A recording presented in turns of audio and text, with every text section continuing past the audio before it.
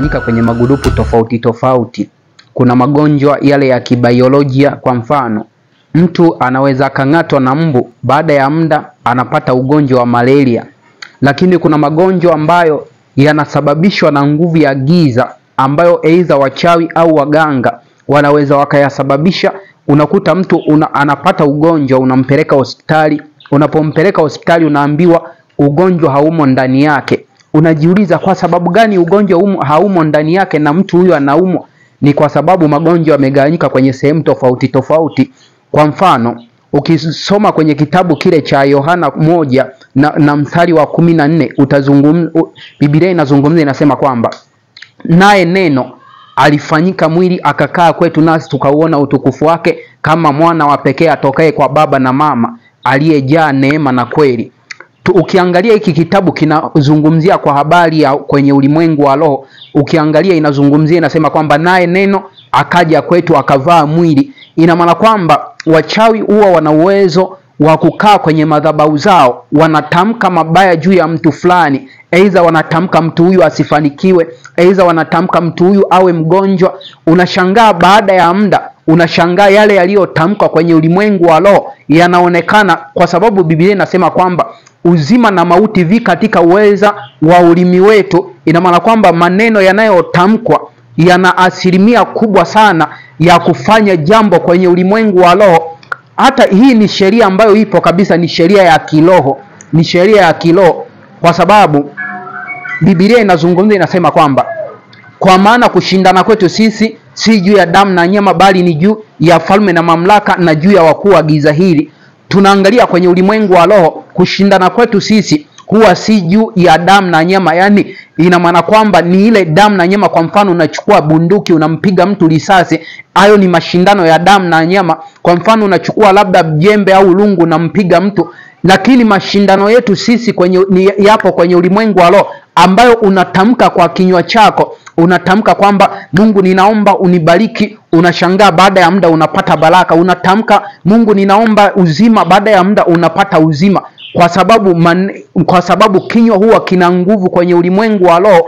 Hasa wachawi au waganga na washirikina huwa wana kawaida ya kutengeneza magonjwa kwenye ulimwengu wa roho, na wanapotengeneza yale magonjwa, aidha wanatengeneza kwenye madhabahu. Unashangaa mtu ana tatizo aidha kwenye uvimbe ndani ya tumbo. Unashangaa mtu ana tatizo aidha maisha magumu. Wachawi huwa wana kawaida wanatumia mashetani, ambao yale mashetani wanapotumia wanayaruhusu yaje kwenye maisha yako. Unashangaa, kwa mfano, anaweza akatoa kafara, kwa sababu damu huwa ni chakula cha mashetani. Anaweza akatoa kafara aidha labda kuku, aidha labda njiwa, aidha labda kafara yoyote ile.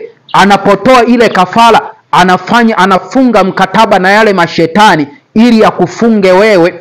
Yanapofunga mkataba yale mashetani na yule mganga, ndio maana utashangaa mtu anakuja kanisani unamuombea, mashetani unayapiga, yanasema hatutoki. Hasa unajiuliza mbona hayatoki? Kwa sababu gani? Kwa sababu kwenye ulimwengu wa roho kuna mkataba ambao yanausimamia. Aidha yakifanikiwa hata kutoka, utashangaa unamuombea na kesho anadondoka, kwa sababu mashetani yanasimamia ule mkataba wao na yule mganga au na yule mchawi.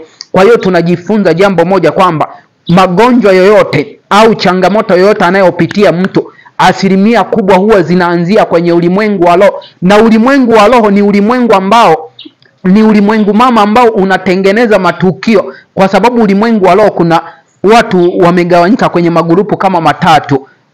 Kuna grupu la watu ambao wanatengeneza mambo ili yatokee, na kuna watu wanajua ambacho kinachoendelea, na kuna watu ambao wale hawajui kinachoendelea. Kwa mfano, asilimia kubwa ya watu wengi huwa hawajui kinachoendelea. Unaweza ukaona imetokea ajali mahala fulani, unawaza sijui labda tu ni ajali, kumbe kwenye ajali pale kuna mkono wa mtu, na kuna baadhi ya watu wanajua kwamba ile ajali imetokea kwa sababu gani. Yametengenezwa kwenye ulimwengu wa roho. Kwa hiyo ulimwengu wa roho ni ulimwengu ambao ni kama kiwanda cha kutengeneza matukio. Kila unachokiona ujue kimeanzia rohoni. Ukiangalia kwenye kitabu cha Mwanzo Biblia Mwanzo sura ya kwanza, Biblia inazungumza kwa habari ya uumbaji. Inasema kwamba hapo mwanzo Mungu aliziumba mbingu na nchi. Baada ya kuumba mbingu na nchi akasema iwe nuru. Baada ya pale akayatenganisha maji na nchi kavu. Alitamka mengi, vyote vikaonekana. Na Biblia inazungumza, inasema kwamba vyote alivyovifanya Mungu vilionekana ni vyema. Lakini tunajifunza kwamba Biblia inazungumza, inasema kwamba Mungu ni roho. Kwa hiyo Mungu alikuwa anatamka mambo akiwa kwenye ulimwengu wa roho, lakini yanaonekana kwa macho ya nyama. Hata wachawi wana asilimia kubwa sana ya kukutamkia mabaya na yakakupata. Wana asilimia kubwa sana ya kukutamkia magonjwa na magonjwa yanakupata. Kwa hiyo ili kutoka kwenye vifungo kwenye ulimwengu, vifungo vya kwenye ulimwengu wa roho, lazima kwanza na wewe utamke jambo, na kuna nguvu ambayo utakapotamka lile jambo lazima uwe una nguvu ambao Biblia ukiangalia kwenye kitabu cha Ufunuo inazungumza, inasema kwamba nao wakamshinda kwa damu ya mwana kondoo na kwa neno la ushuhuda wao, ambao hawakuyapenda maisha yao hata kufa. Tunaangalia sasa Biblia inazungumza, inasema kwamba nao wakamshinda kwa damu ya mwana kondoo. Ili utoke kwenye kifungo chochote cha magonjwa au kifungo chochote ambacho adui amekufunga, lazima kwanza kwenye ulimwengu wa roho ushindane, kwa sababu shetani huwa hatoki hivi hivi. Mbinguni alifanya vita, akatolewa kwa kupigwa. Ulikuwepo uwezekano mkubwa sana wa kusema kwamba kwa sababu Mungu si ndo mwenye mamlaka na nguvu kuliko wote, kulikuwa na uwezekano mkubwa sana wa kumkamata mkono akamwambia shetani, sitaki kukuona kwenye hili eneo, akamuondoa. Lakini Biblia inazungumza, inasema kwamba kulikuwa na vita mbinguni, Mikaeli na malaika zake wakapigana na yule joka. Ili ukae salama kwenye maisha yako, lazima ushindane kwenye ulimwengu wa roho na zile